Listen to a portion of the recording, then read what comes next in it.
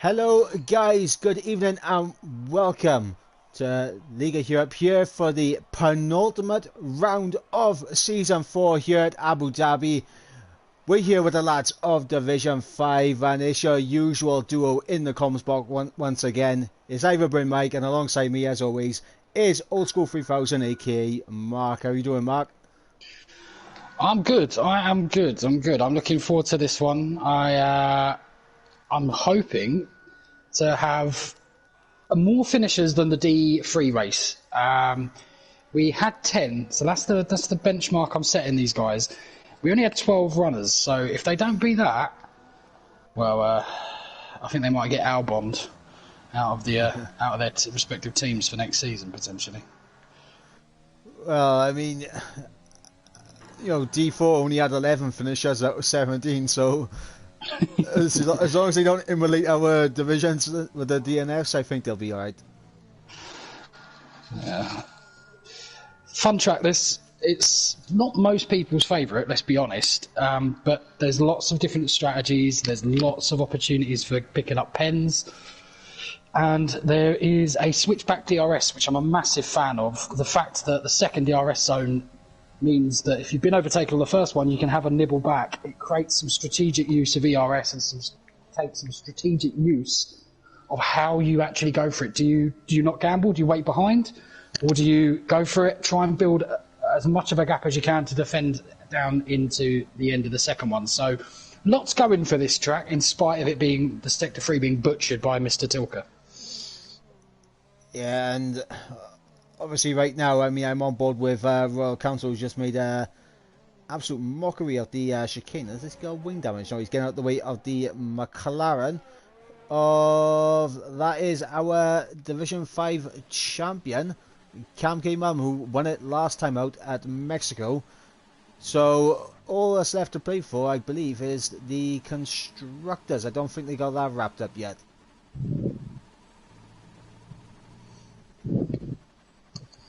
Quickly have a little look to see if the constructors are wrapped up, as we got Cam K setting the initial pace and immediately beaten by Jordan. Now, you were saying before the stream you're expecting big things from Jordan. I am. If he doesn't get a podium, I'll be very disappointed. I think he's got it in his locker. If he can keep it clean out of the first couple of corners, really, and keep those tyre temps down. Again, tyre temps is another issue that they're all going to suffer with. Turn 3 is a death trap if you warm up those rears, as I think you might have even found out earlier. Sorry to remind you. I found out twice. I had a nice feeling of deja vu the second time it happened. But yeah, turn 3 can be very tricky, as can the exit of turn 9 at the end of the chicane at the first DRS straight. It's very easy to spin up the rears and lose traction coming out of that corner as well as the hairpin for that matter. As we got Niels now putting it on provisional pole with a 34.2. So Niels, I think for him this is also all about the constructors, and is 39 points separating Red Bull and McLaren. McLaren with the advantage. Could wrap it up tonight, so we could see both championships decided. So Sven Dios is asking how to pick a car. I believe you go to Sven, if you're watching the stream, you see the spectator menu that I'm on, right? If you go to the name of the free car that you're looking for, so for you it would be the other racing point, click on it and it'll be take control there. There you go. There you go, nice little on-screen tutorial for you. Technical support with Bryn Mike. That's the only thing I'm good for at the moment, isn't it? So what kind of times are we anticipating here? Because I believe 30 I don't know, what was D4? What kind of times were quick in D4? D4 was low 33s, possibly. Yeah, I think low 33s from one or two guys, but I'm expecting some to get into the 33s. Like this man who's just crossed the line now. United Bosnia, his TT time is actually very impressive. So expect to see him up there. Yeah, I imagine 33-3. That's a nice ring. Why not? But All times aren't as quick as we anticipated, I don't think. Well, then again, has anyone... Well, everybody's gone out on the mediums, so... But everyone else was on softs, so that's interesting. Yeah, but as qualifying goes on, the laps will start to drop and get quicker and quicker. And I'm on board with Ryan B right now, who's had a bit of an interesting season. As got Svenos Dios leaving the session, hopefully he can get back in. He now knows the way to take control of a car, so hopefully he can get back in. But speaking on Ryan B, he's had a very up and down season throughout season 4 here. He has. His connection, his reliability issues, shall we say, for the online domain weren't particularly the best, but his pace is never really in doubt. Yeah, quite a shame actually. I think he could have been the guy to make it potentially a little bit more competitive against Camke. But Right now, oh no! Did Emperor make contact with Ryan B there? It looked like Emperor was really holding him up in the final sector, and he does a 34.6. I think Ryan will probably be a little bit fuming with that. Oh, it's the thing with Emperor. Really nice guy, but his awareness sometimes is it would be his lowest top trumps score. Put it that way. We got Steve-O now coming for the penultimate corner, and he comes around the final corner. What is this going to be for the Racing Point, who made his return to Liga Europe this season? And it's a 35 flat. Not bad from Steve-O. Not bad.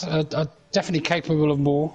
I think quite a few of these guys are capable of more, I would say. I don't think 34.2 should get you anywhere near the top 5, I'd imagine. Be interested to see how many can beat that time from here on in. I'd imagine quite a few. Yeah, I mean, times at the moment, it's all about just getting a lap time on the board, I think, at this stage in qualifying. Of course, we're still waiting for Flip, McDutchase and Jasper to set a lap time. Jasper just starting his final lap, so I'll stay on board with Jasper, who will take us through as he runs through turns 3 now. Very easy for the car just to get away from you at the back end through turn 3 as we go into 5 and 6 now into turn 7. The hairpin, also a crucial point on track. It's where you can gain a decent amount of time, and he's got his teammate up ahead for a nice bit of DRS. Nice slipstream going down this main straight. Cloudy Cloud will move over to the left to get out of the way, and now into the chicane of turns 8 and 9. I find it a little bit tricky to hook that particular section up. It's very easy just to run a little bit deep and compromise your exit out in 9.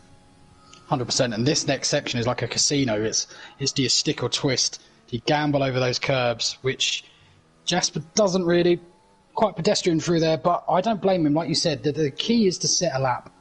The key is to set a lap that you've got a benchmark, and it's so easy to invalidate through there. Looking nice and smooth. Good apex there, perhaps a little bit slow, but again, quite slow through there. It needs to be hugging that outside wall ideally, and again there, but smooth. It's going to be a lap on the board. It's going to be in the 35s, I'd imagine. And it's probably, I would say, just as a guess, going to put in P13. Well, I mean, I got P13. You got spot on. Mystic Mark, get that in the chat now. Mystic Mark, yeah. Yeah, no, it's a lap on the board, and it's a delta to beat, which is for me personally, I find that so important. Oh, so I was just on board with Niels there as he goes through turn 14, gets on the outside curb and just loses it just before the double right-hander. Here he is, the guaranteed podium. Oh, he was up. Jordan was Yep. up, but he's put it back in. He would have been able to get a third run there anyway. That's interesting. Perfectionist. But actually, to be fair to me, he wouldn't have jumped any places, but... I think that might have had something to do with it. He was maybe looking at the delta, maybe lost a little bit of time in the final sector and aborted on it. I'd just like to say, Sir Ibo with a 38.9, you know, that's a really good lap for Ibo. Not too far off the pace at all. Yep, and just seen Swip cross the line there with a 34.7, so we're starting to get some faster times coming in. We got United Bosnia, I think it was just giving way for his teammate who he thought was on a lap, but they're both on out laps, and I don't think United Bosnia is going to want to stick behind his teammate. Probably not. I'm just going to have to really head off. I'm going to head off and have a comfort break very quickly. I'll be back in a bit. Okay, so while Mark is AFK for a few minutes, we'll stay on board with Freak as he comes through the final section right underneath the hotel, and it's a fantastic technical part of the track. A lot of 90-degree corners and very cool shot to just hook it all up as we got Royal Council about to start a lap. We got Ibo up by a second. So what is this going to be for Sir Ibo as he comes through the penultimate corner to the final corner? Ibo is just going to be an improvement, gets a bit of a snap, and it is an improvement by over a second. Jumps him up into 15th, ahead of Dave, ahead of Emperor. Fantastic lap there from Ibo, and keeps improving like that. He may be able to sneak into the top 10 at this rate. So we got Bellon, who is slightly down on his time in Sector 1. We'll see what his Sector 2 is like as he approaches the second sector split with DRS wide open. Of course, two DRS zones on this track. The run out of turn 7 all the way down to turn 8, and then the run from turn 10 to turn 11. 5.5 kilometers around this circuit as Bellon has actually lost it and has gone around. And since its introduction, this track back in 2009 has always been one that's had a bit of mixed opinions about it. Of course, we had that absolute cracker back in 2010 where we had 4 potential contenders for the World Drivers' Championship in that year. And of course, we had the 2016 championship where Hamilton was backing up Rosberg for that entire race. Of course, you guys will be remembering that. So yeah, on board right now with the McLaren of Jordan, as I believe Mark has rejoined.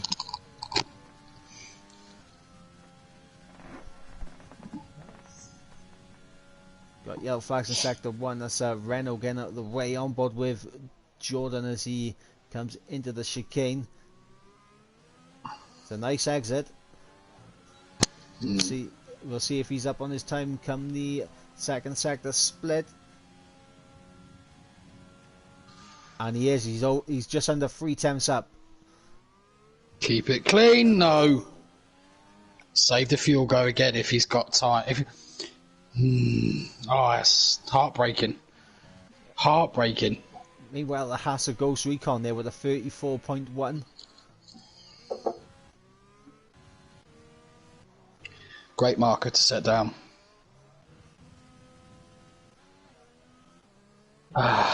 Like I said, it's They should name that the casino section, because that's what it is. Jordan is done. Doesn't have enough fuel. Doesn't want to put another lap on those tyres. Oh, and he's retired by. He's stacked it into the pit lane wall. It's better now than it is in about 5 minutes' time. So take the pluses from that. My podium prediction doing bits as you would expect from me. I mean, it's very easily done. The pit entry, also the pit exit, is very easy to just understeer into the wall on the pit entry, and also when you go underneath the bridge on the pit exit, very unique pit exit as well. Very easy to just clip the wall and get a bit of front wing off it. I nearly did it. I nearly did it in my race, to be fair. It's certainly easy. It's certainly really viable. Got Maverick, who's just marginally down on his time right now, 400ths of a second down. If he can get a good final sector here, he could be challenging his teammate for that pole position. And of course, we got guys like Niels, United Bosnia. Look at that though, the top four separated by just under a tenth of a second. This looks good. He's using all the track as you needed. When I was talking about Jasper not quite doing it earlier, this is exactly what I meant. This looks quick. Go for the final corner. And it's going to be a 34.1. Gets in just ahead of his teammate, who is next across the line. It's going to be a Alfa Romeo of Flip. As Flip with a little bit of a wobble. He does improve by 3/10, but he doesn't jump up any positions. Now we... Bosnia, yeah. He's absolutely flying. This should be pole, and it should be pole by quite a significant amount. We'll see. We just had the Williams of Cloudy Cloud across the line. And it is pole there for United Bosnia at 33.5. Great lap as Ryan comes not over the line. Nor does McDutchface. Kamke to the line now, and Kamke's not gonna improve. Steve-O's doing well. Yep, Steve, I believe, will be the last one to cross the line. As Niels here with a 33.9. Steve up by just under 2 times per second, so this could get him up into that top 10.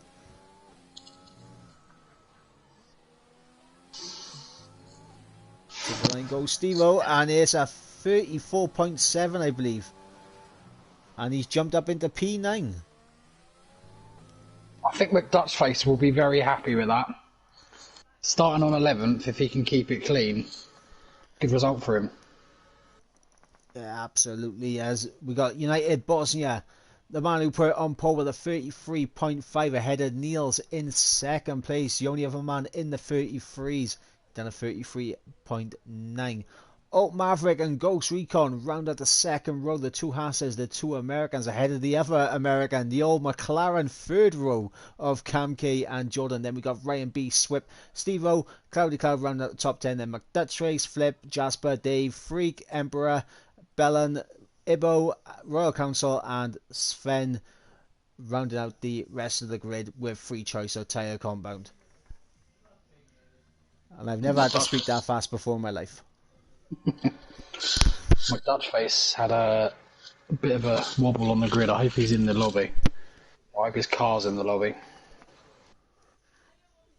Yep, I do too. So let's have a little look and see what everyone is saying in the chat. Of course, the Drivers' Championship all wrapped up, and it was wrapped up last week.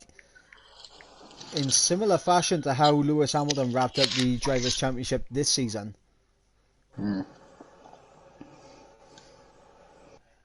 But 39 points separating Red Bull and McLaren.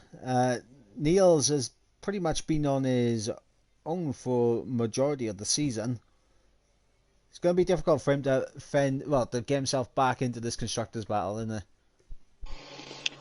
Yeah, he's do feel a bit bad for him, to be fair, but he's going to need some particular work here. to get going. Very looking forward to this one. This is such a good race to watch and to spectate. Maybe not the funnest to participate in sometimes, but really looking forward to this. Turn 1 is a nightmare. So easy to go 3 or 4 abreast. So easy to run wide and then trying to get back onto the track into that horrible, horrible turn 2, turn 3. If you've got a corrupted line, you're in trouble. See the predicted pit stop strategy down there.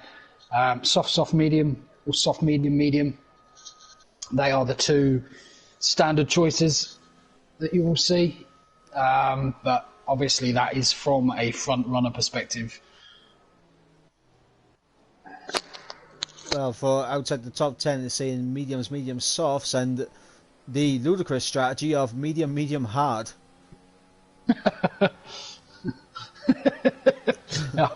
I'm not sure about that one, Chief. Yeah, I'm not sure about that one either. But of course, this track, there's so many different strategies you can take. I mean, we've seen it in the PC League last night, the one-stop soft to mediums, and we've seen the hard tyres being used as well. Me personally, I would not touch the hard tyres just because how slow of a race tyre they are, but it has worked for some people. Yeah, I mean, you can run hard, medium, hard, soft, definitely. They don't overheat.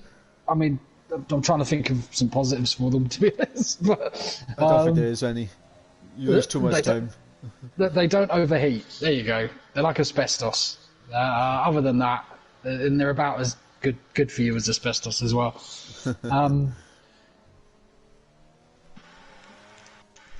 Interestingly, the 2 Hasses, if Cam K and Jordan have a nightmare today, they could stay in this race for the constructors. It's highly unlikely, but Nils just has to basically outscore them. Bellon is not a slouch. If he gets it moving, he can get points. So even if he gets 1 or 2, could help Nils today. Yep. It could do exactly that as we're waiting for everyone out to come towards the back of the grid. Emperor Rub really backing up the bottom 4 at the moment.